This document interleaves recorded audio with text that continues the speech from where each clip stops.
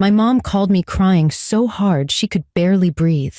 Her voice was shaking as she said, "Grace, listen to me. Whatever happens tonight, don't open the door for anyone, not even me." I froze. My first thought was that she'd been in an accident or was having some kind of breakdown. I kept asking, "Mom, what's wrong? What happened?" But she only kept whispering, "Promise me, Grace, don't open it, not for anyone." Before I could say anything else, the call went quiet. Then I heard her sobbing faintly through the line, mixed with a strange noise, like static or someone breathing right next to her. I pulled the phone away from my ear, heart pounding. And that's when I heard it. A knock at the front door. It was soft at first, almost gentle. Then a familiar voice called from outside. "Grace? It's me, honey. Please open the door." The problem was, my mom's phone was still on the call. I could hear her crying on the line, but her voice was also outside my house, begging to come in. If you love stories that make your heart race and your mind question what's real, make sure to subscribe to the channel and comment where you're watching from. My name is Grace Miller, and until that night, my life was painfully normal. I'm 22, a college student finishing my last semester, and I live in a small town in Oregon with my parents, Linda and David. My mom is the kind of person who worries about everything. She still texts me to remind me to lock the doors, even though I've lived in the same house since I was born. That Friday night, I was home alone. My parents had gone to my aunt's for a weekend visit, and I decided to stay behind to finish a research paper and get some quiet time. The house felt different when it was just me. Too big, too quiet, every sound louder than it should be. I didn't mind it, though. I liked being independent, and my mom trusted me enough to leave me alone. Around 8:30, I made myself a snack and sat on the couch scrolling through my phone. The sky outside had gone from orange to deep blue, and the house had that peaceful stillness that always comes before bedtime. That's when my phone rang. It was my mom. I smiled, thinking she was just checking in like always. "Hey, Mom," I said, walking toward the kitchen. But the moment she spoke, my smile faded. Her voice was breaking, shaking like she was holding back tears. "Grace, are you home?" she asked. "Yeah, why? What's wrong?" I said, feeling my chest tighten. There was a long pause, and then she said something that made my blood run cold. "Listen carefully to me. Whatever happens tonight, don't open the door for anyone." I laughed nervously. "Mom, what are you talking about?" She didn't laugh back. "I mean it, Grace. Not for anyone. Not even me." The way she said it, flat, serious, terrified, didn't sound like her at all. "You're scaring me," I said. "Where are you?" Her voice cracked. "I'm on my way home, but something's wrong. Promise me, Grace. Lock every door and window." I heard her crying softly, then a sound in the background. Something that didn't belong. It wasn't wind or traffic. It was a low, muffled voice, almost like someone talking close to her but too quiet to understand. "Mom? Who's with you?" I asked. She didn't answer. The sound grew louder, and I thought I heard her whisper, "He's here." Then the line went dead. I stood there in silence, staring at the phone.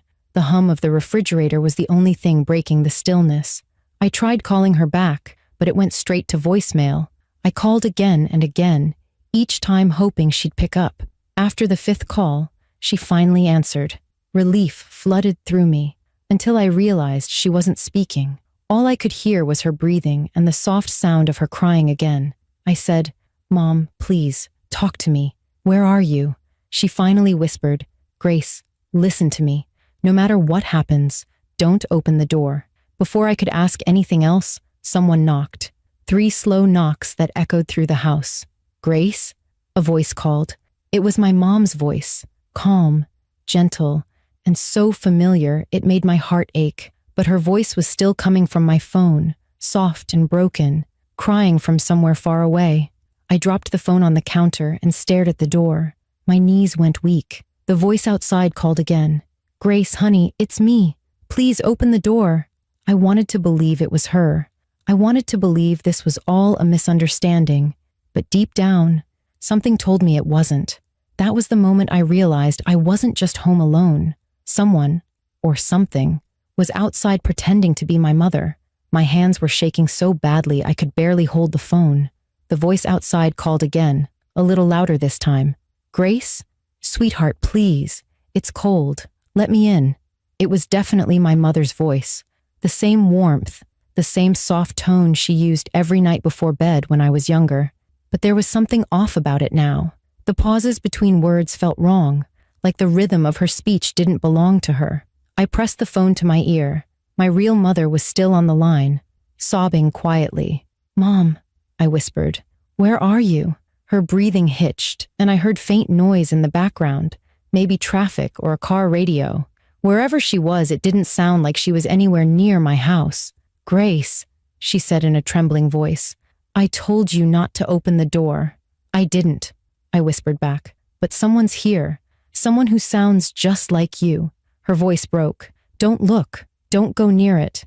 I wanted to listen, but my body moved on its own. I crept toward the door, barefoot, careful not to make the floorboards creak. The porch light was on, casting a pale glow through the frosted glass panel beside. The door. I could see the shape of someone standing there, the outline of a woman, shoulders slightly hunched, head tilted just like Mom's when she was thinking. I swallowed hard. "Who are you?" I called through the door. The voice outside laughed softly. "Grace, it's me. Who else would it be? Let me in." I clutched the phone tighter. "If it's really you," I said, my voice trembling, "then tell me what we had for dinner last night." There was a long silence. Then she said, "Why does that matter? Please open the door." My real mother's voice came through the phone again. "Grace, listen to me. Whatever's outside, it's not me." Before I could answer, there was a sudden noise from the back of the house. A faint thud, like something brushing against the window. I turned, my heart pounding. Another thud, then another. It sounded like someone tapping slowly, deliberately, on the glass. I ran to the kitchen, keeping the phone to my ear. The sound was coming from the back door. I grabbed the flashlight from the counter and pointed it toward the window. Nothing. The backyard was empty, just the swaying trees and the faint hum of the streetlights. Then, as I turned back toward the hallway, something hit the front door hard. A single, heavy knock that shook the wood. "Grace!" the voice yelled now, louder and sharper. "Why won't you let me in?" I screamed and dropped the flashlight. The beam spun wildly across the walls before landing on the family photo shelf. My mother's picture, the one from my high school graduation, had fallen face down. My phone buzzed again. It was another call, this time from Dad. I answered instantly, tears already forming in my eyes. "Dad, something's happening. Someone's at the door pretending to be Mom." He sounded out of breath. "Grace, listen to me. Your mom's with me. We're fine. We're still at your aunt's. Whatever you hear, do not open that door." "She called me," I said, crying. "I heard her. I've been on the phone with her this whole time." There was a pause. "Grace, your mom's phone is right here with me." I froze. My throat felt dry. I slowly pulled the phone from my ear and looked at the screen. The active call with Mom was still going. The timer showed 34 minutes. Whoever, or whatever, was on the other end wasn't my mother. From the living room, I heard movement. Slow, dragging footsteps against the front porch. Then, a soft knock again, followed by a whisper through the crack in the door. "Grace, honey, he's lying. I can prove it." My father's voice shouted from the other line. "Grace, get away from the door." The lights in the hallway flickered once, twice, then went out completely. The only glow came from my phone screen, illuminating my trembling hands. I backed away slowly until I hit the wall. Every part of me was shaking. I could hear faint scratching against the door now, fingernails dragging lightly over the wood. I whispered into the phone. "Dad, what do I do?" He said, "Lock yourself somewhere safe. Don't make a sound." I turned toward the stairs, ready to run, but before I could move, the front door handle started turning. Slow, deliberate clicks as if someone was testing it. My breath caught in my throat. The deadbolt rattled but held firm. Then, silence. I stood frozen, waiting. The silence stretched for what felt like minutes. Finally, from just outside the door, the voice returned. It was soft again now, gentle, familiar, heartbreakingly warm. Grace, you don't have to be scared. It's me. I just need to come inside. You can't stay there forever. For a split second, I almost believed her. I wanted to believe her.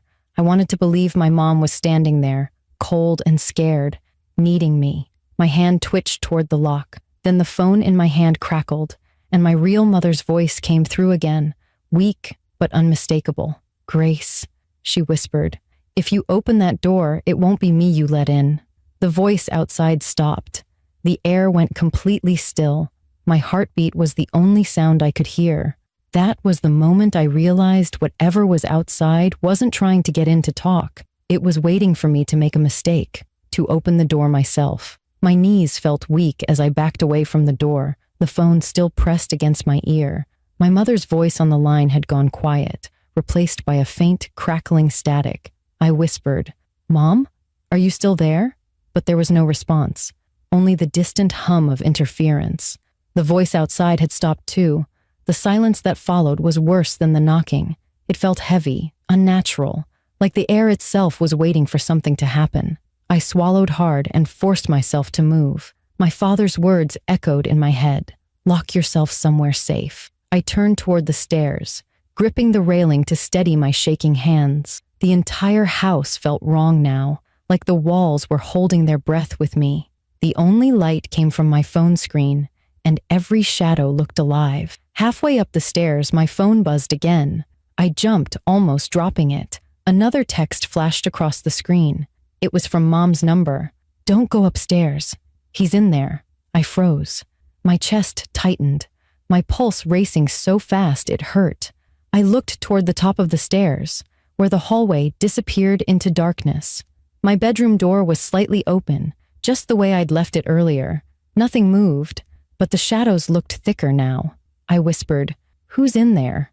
knowing there wouldn't be an answer. The phone buzzed again. Another message from Mom. "Come outside, it's safe now, I promise." My hands trembled. The urge to believe that voice, to trust her, clawed at me. She sounded exactly like my mother. Every instinct told me to stay put, but another part of me, the part that still thought of her as the woman who tucked me in at night, wanted to run into her arms and let this nightmare end. I tightened my grip on the phone and forced myself to think. The real Mom wouldn't text like that. She never said, "I promise." She always said, "I swear." My breath came out shaky but determined. I wasn't going outside.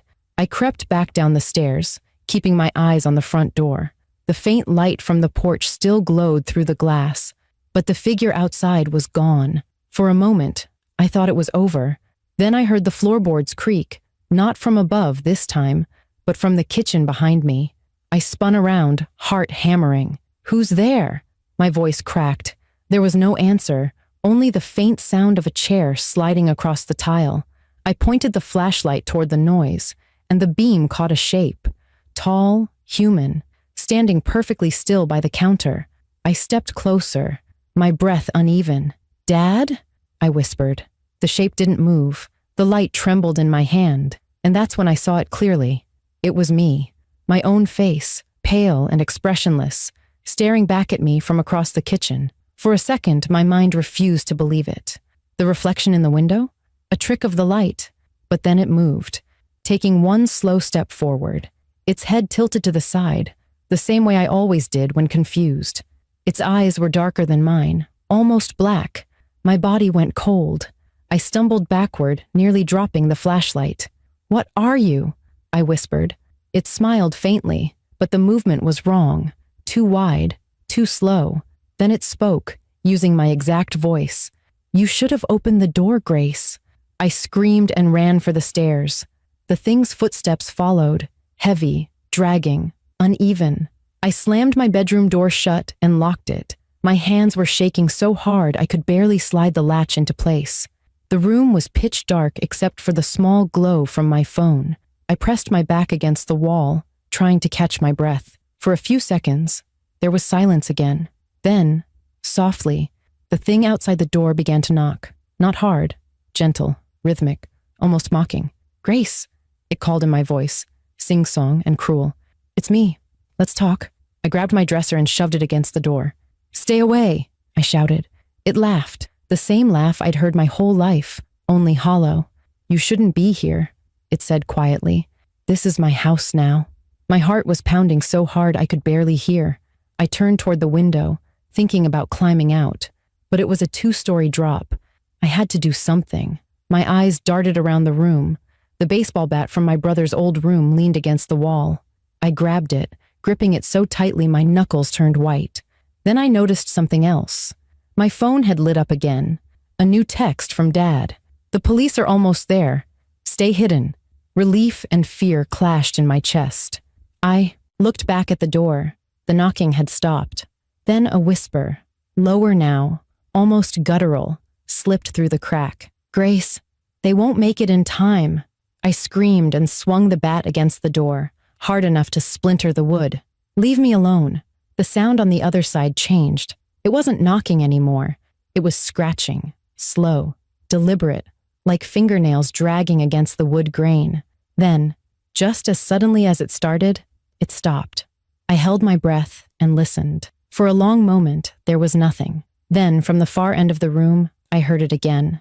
My mother's voice, soft and broken. "Grace, open the door, please. It's really me." I froze, staring at the window. The voice wasn't coming from outside the door. It was coming from inside the house, from downstairs. That was the moment I realized I wasn't just trapped with something pretending to be my mother. I was trapped with something that could pretend to be anyone. For a few seconds, I couldn't move. My mother's voice echoed faintly from downstairs. Soft, trembling, heartbreakingly real. "Grace, it's me. Please, honey, I need you to help me." The sound carried through the silence of the house, like a melody I'd known my whole life. But I didn't answer. I couldn't. Every nerve in my body screamed that it wasn't her. The scratching on my bedroom door had stopped. The house had gone still again, except for that voice, calm, patient, coaxing me like a parent talking to a frightened child. "You can open the door now," it said gently. "He's gone." I gripped the baseball bat tighter. My arms were shaking, my palms slick with sweat. "Who's gone?" I called, my voice barely above a whisper. The voice paused, then replied, "The man, the one that was trying to hurt me. I got away." I didn't believe it. I pressed my back against the dresser, staring at the door. "If you're really my mom," I said, trying to steady my breathing, "tell me what you said to me before every first day of school." A beat of silence followed. Then, without hesitation, the voice answered perfectly, word for word. "Be brave, baby girl. People only see what you show them." I felt my stomach twist. That was exactly what Mom used to say, every single year, all the way until college. I felt tears sting my eyes. For a moment, doubt slipped in. Maybe it really was her. Maybe I had imagined everything else. The voice on the phone, the shadow, the figure in the kitchen. Maybe fear was making me see things that weren't there. My hand hovered over the lock. "Mom?" I whispered. "I'm here, sweetheart. Please open the door." Her voice was so soft now, it broke something inside me. I wanted to believe her so badly, but then I saw it. My phone was still in my hand. The screen glowed faintly, the call timer still running. 47 minutes. I slowly brought it to my ear. "Grace," came my mother's real voice. Weak, shaking, but unmistakable. "Don't open that door."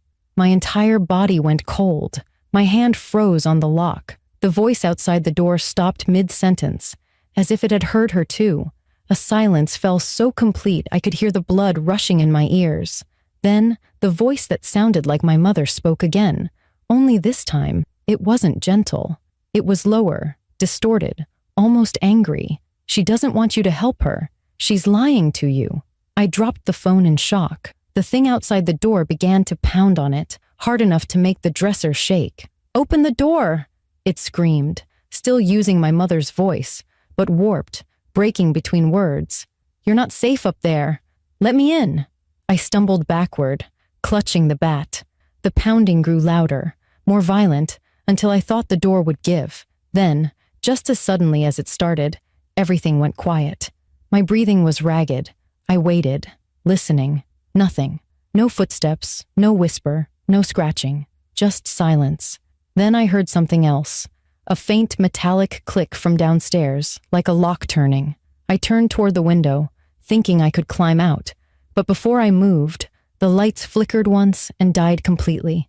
I was in total darkness. The only light came from the phone screen lying on the carpet. It flashed once. Incoming call. Mom. I hesitated, then answered, my voice shaking. Mom? Grace, she said, her voice barely audible over static. I'm outside with the police. We're coming in. I didn't even realize I'd started crying. Relief flooded me. Mom, please hurry, it's inside. But before I could say anything else, I heard it again. Her voice, this time not from the phone, but from right behind the bedroom door, whispering, mimicking, perfectly. Grace, we're outside with the police. You can come out now. My heart stopped. The two voices overlapped. One on the phone, one at the door, one pleading, one whispering. Identical. I didn't know which one to believe anymore. The handle of the door rattled. Slowly, deliberately. I backed into the farthest corner of the room, my grip tightening on the bat. Stay away from me! I screamed. The door creaked open an inch, the light from the hallway spilling in. Through the crack, I saw her. My mother's face. Pale, tear-streaked, eyes wide with fear. Grace, she said softly. It's really me. For a second, everything stopped. My heart, my breath, my thoughts. It looked exactly like her. The same coat, the same trembling lips, even the faint scar on her chin from when she fell off her bike years ago. But then I noticed something. Her reflection in the mirror on the wall behind her wasn't moving. It just stood there, smiling. I raised the bat and swung. The door slammed shut under the force, knocking the figure backward. There was a scream. Not human, not even close, and a burst of cold air that swept through the room like a storm. That lights flickered violently, then went out again. When I opened my eyes, the door was hanging off its hinges. The hallway was empty. No figure, no voice, just silence. A moment later, I heard real voices from downstairs, police officers shouting, my father calling my name, and then my mother's real voice crying, Grace! It's okay. You can come out. I ran into her arms the second I saw her. She was warm, shaking, real. My dad was right behind her. I couldn't stop crying.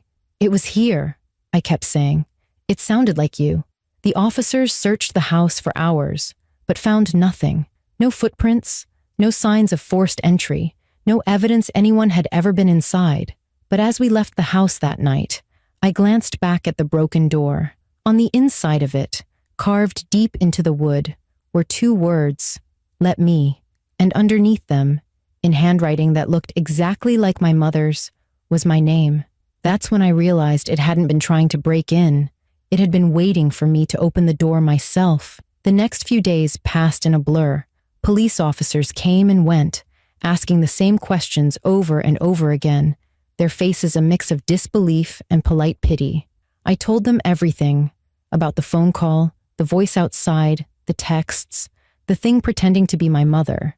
They wrote everything down, but exchanged quiet glances when they thought I wasn't looking. The lead detective finally said, Miss Miller, we didn't find any signs of forced entry or anyone else in the area. Are you sure you weren't dreaming? I wanted to scream. I wasn't dreaming. I could still feel the chill of that voice in my bones, still see the carved words on the back of the door, but arguing didn't matter anymore. They didn't believe me. No one did, except my parents. Mom refused to leave my side after that night. She looked pale and haunted, her voice trembling every time she mentioned the incident. It wasn't just you, Grace, she whispered once when Dad was asleep. That night, I had a dream. Someone was standing outside the house, calling your name. But it wasn't me. It sounded like me, but I knew it wasn't. I woke up crying before I could answer. Her words sent a shiver through me. Whatever had been outside my door that night, whatever had copied her voice, her movements, her warmth, had reached into her dreams too. It was connected to her somehow, as if it needed both of us to exist. We decided to stay at my aunt's house for a while. My old home, once warm and familiar, now felt like a stranger's house. I couldn't sleep there, not after seeing my reflection move wrong, Not after hearing my own mother's voice whisper from behind the door. The night we packed up, I went back to my room one last time. The broken door had been replaced, but I could still see faint scratches on the floor where the dresser had scraped the wood. The mirror on the wall had been taken down, but when I looked at the empty space it had left, I felt something, like static in the air, soft and electric, brushing against my skin. I turned quickly, but nothing was there. Still, the air didn't feel empty. It felt watched. That first week at Aunt Sarah's, the nightmares started. They were always the same. I would be standing in the hallway of my old house, phone in hand, and hear my mother crying on the line. Then, from the other side of the front door, her voice, the same pleading tone, would say, "Grace, honey, please let me in." Every time, I'd reach for the lock, and every time I'd wake up right before I touched it. At first, I told myself they were just dreams, leftover fear from what I'd gone through. But one night, I woke up to find my phone glowing on the nightstand. There was an active call on the screen, one I hadn't made. It said, "Mom, Doa 109. I froze, staring at it. My mother was asleep down the hall. My hand shook as I lifted the phone to my ear. For a few seconds, I heard nothing but faint static. Then, through the crackle, a voice, soft, calm, familiar, said, "You almost let me in." I dropped the phone. My pulse was so fast it hurt. I ran to my mother's room, but she was still asleep, peaceful and unaware. The call had ended by the time I checked again. I didn't sleep after that. Every small sound, every creak, every whisper of wind against the window made me jump. I stopped answering unknown numbers. I covered every mirror in the room. I even started sleeping with the lights on. My father tried to be practical about it. "It's trauma," he said. "You've both been through something terrifying. It's normal to hear things after that." But I could tell he didn't really believe his own words. I'd caught him staring at the walls more than once, listening like he expected something to answer back. A month later, we finally moved out of that house for good. The new place was smaller, brighter, less haunted by memory. For a while, life almost felt normal again. I went back to my classes, my mom started gardening again, and Dad stopped jumping every time the phone rang. But some things don't stay buried forever. Last week, I was home alone when my phone started ringing. It was late, nearly midnight. I glanced at the screen. Private number. Normally, I'd ignore it. But something about the sound of the ringtone, the same one I'd used the night it all started, made my heart skip. Against every instinct, I answered. There was silence at first, and then softly, a woman's voice. Calm, familiar. "Grace, it's me. Don't hang up, I just want to talk." It sounded exactly like my mother. I didn't speak. My hands went numb around the phone. After a few seconds, the voice sighed. "It's cold out here, baby.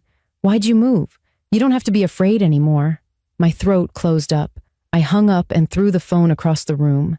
It hit the wall, screen shattering. But before it went dark, I saw something that made my stomach twist.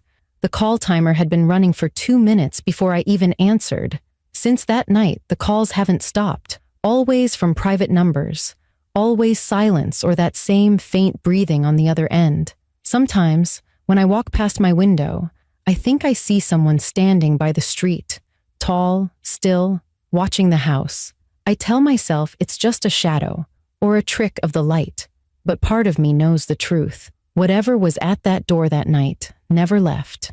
It's waiting, and every time my phone rings after dark, I can still hear that voice whispering from the other side of memory. "Grace, honey, open the door." If this story gave you chills, make sure to subscribe to my channel and comment where you're watching from. And remember, if someone who sounds like your loved one calls from outside your door, don't answer.